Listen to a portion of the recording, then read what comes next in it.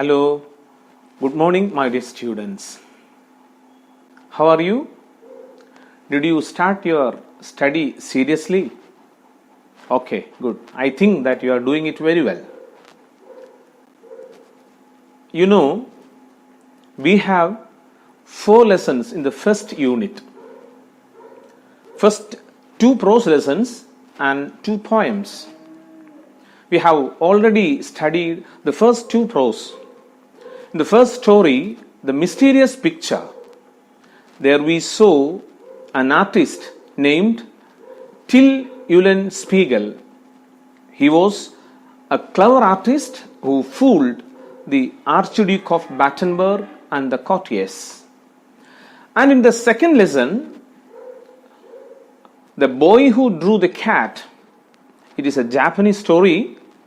There we saw a boy who drew wonderfully only cats.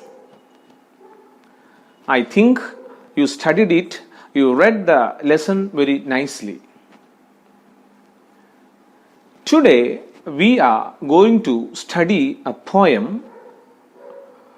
That poem deals with art. Now you can look at the screen. What do you see there on the screen? Can you tell me? Yeah, right. That is 7 wonders of the world. Dear students, our poem is about Taj Mahal, written by Rabindranath Tagore. Do you know who is Rabindranath Tagore? I think you are very familiar with him. He is the writer of Indian national anthem.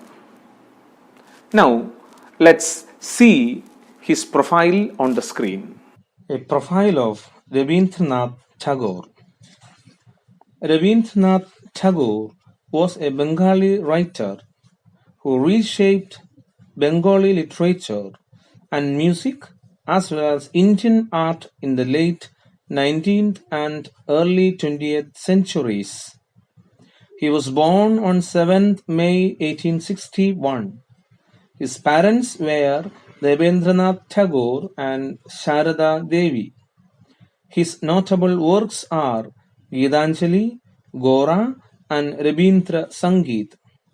He founded Shanti Niketan in 1901 and Vishwabharati in 1921. He became the first non-European to win the Nobel Prize for Literature in 1930. He is the writer of Indian national anthem Jana Gana Mana. He died on 7th August 1941. The poem Taj Mahal is a celebration of love and it commemorates the beauty of love. When we hear about Taj Mahal, whose picture comes to your mind? Yeah, very good. Shah Jahan, the great emperor. Taj Mahal is a poem about the love of Shah Jahan and Mumtaz. He constructed the wonderful mansion Taj Mahal for his beloved wife. Dear students, the poem speaks about the transience of life. Taj Mahal is the sorrow of Shah Jahan's heart. It's a work of art that excels time and history. Taj Mahal is an immortal creation. My dear children, now let's watch a video presentation of the poem.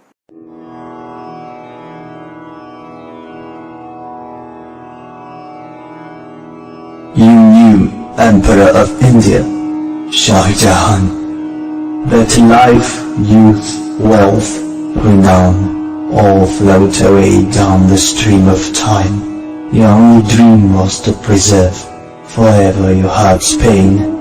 The harsh thunder of imperial power would fade into sleep, like a sunset's crimson splendor. But it was your hope that at least a silver, eternally heaved sigh would stay to grieve the sky, though emeralds, rubies, pearls, are all but as the glitter of a rainbow drinking out empty air, and must pass away.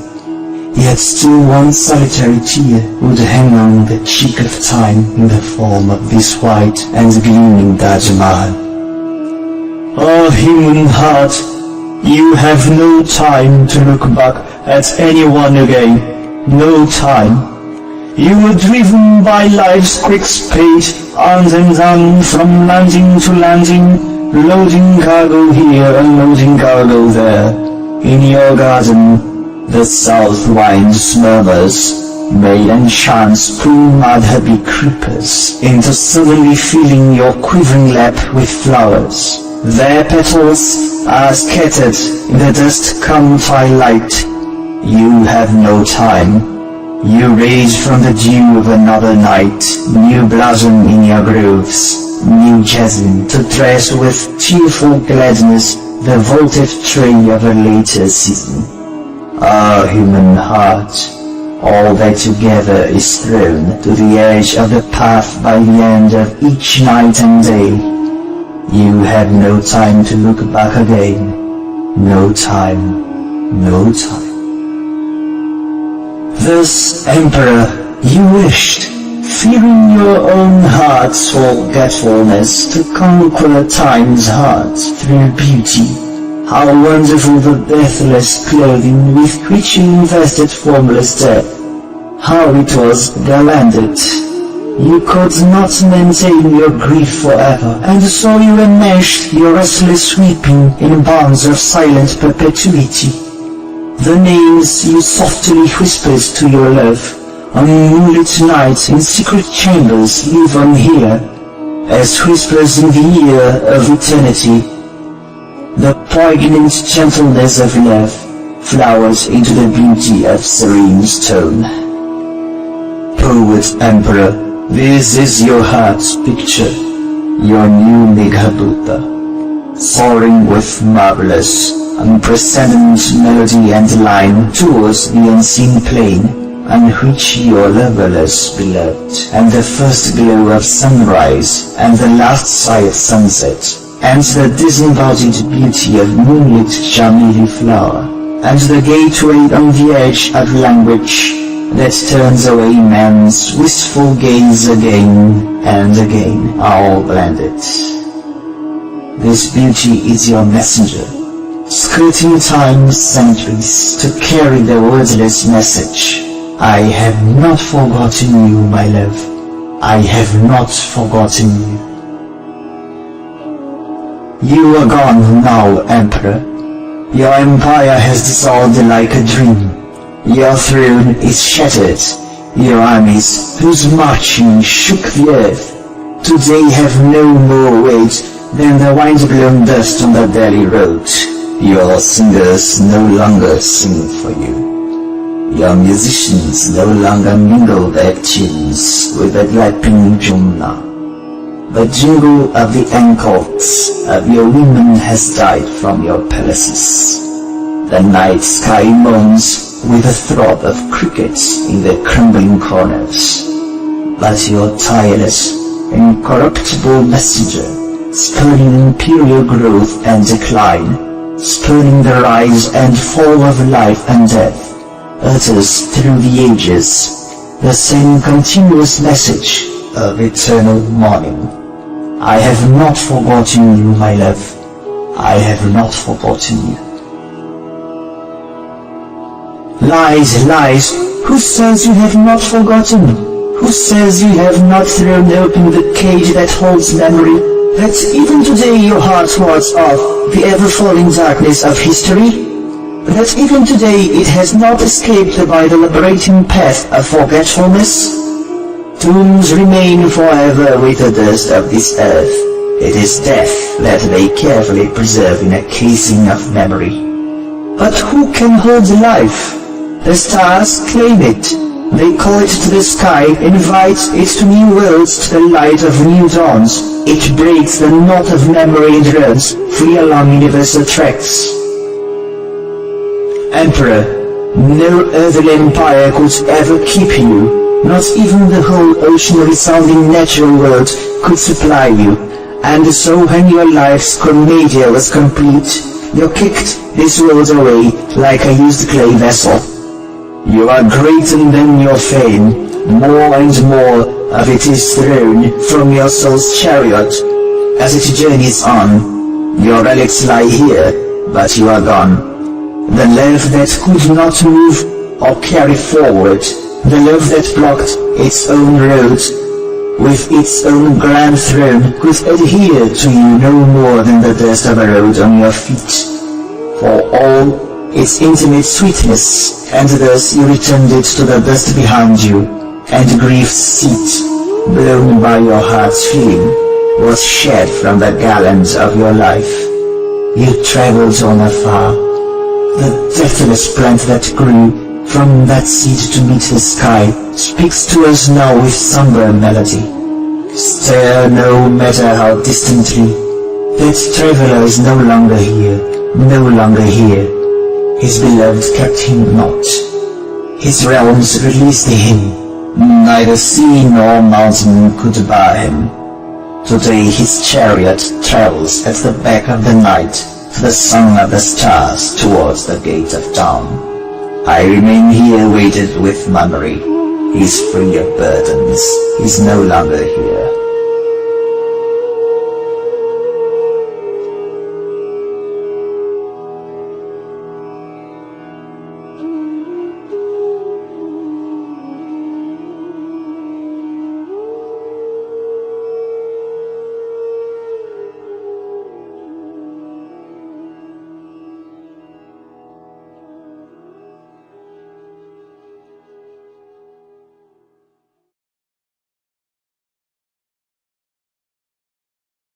You can note down the word meanings given on the screen. You can see some new words on the screen: renown, preserve, harsh, grieve, solitary, emerald, tear, sigh, splendor, crimson, gleam, imperial, survive, fascinate, float away, glitter. So learn these words and note it in your notebook. Dear students, don't forget to refer a dictionary or the glossary given at the backside of your textbook. Now you can read the poem silently and try to answer the following questions on the screen.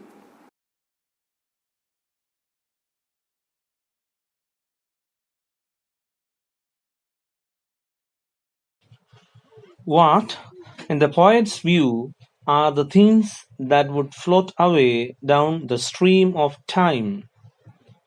The answer is life, youth, wealth, renown. Second question, what do you think was Shah Jahan's heart's pain? Answer is memories of his beloved wife.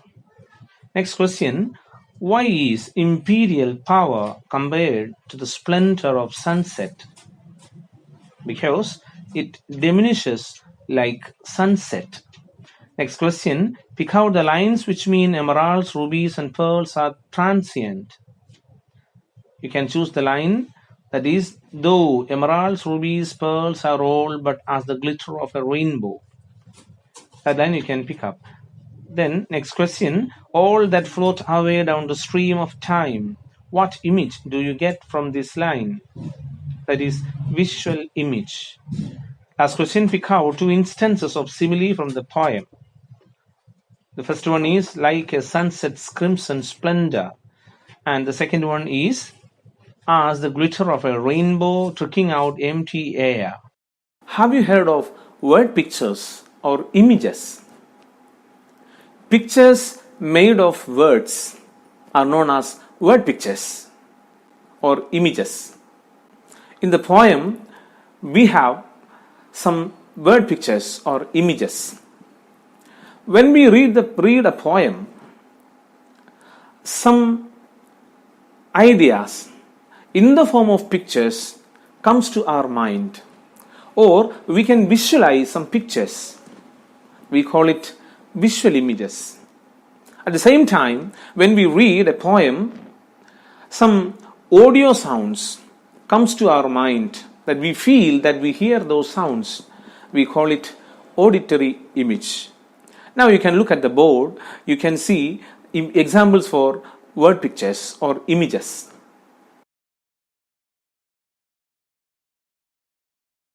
Dear students, now we realized what is image or word picture. Now we are going to see what is a simile. Have you heard of simile? In Malayalam we say Ubama. Simile is a figure of speech. We use it to compare two things. Simile compares things with the help of two words. They are like, L-I-K-E, like, and as. So we can easily distinguish what is a simile from the poem. Now you can understand the examples of simile from the poem on the screen. Simile. It's a figure of speech that makes a comparison showing similarities between two different things. Simile compares things with the help of the words like and as. You can find out the examples. So, dear students, before we end this lesson, there is an activity for you. Prepare a critical appreciation of the poem. How can you write a critical appreciation of the poem? Go through the poem once again. Understand the idea of the poem. Say something about the visual images, auditory images used in the poem. Say the figure of speech used in the poem, that is simile. So you can make a wonderful appreciation of the poem. Thank you very much.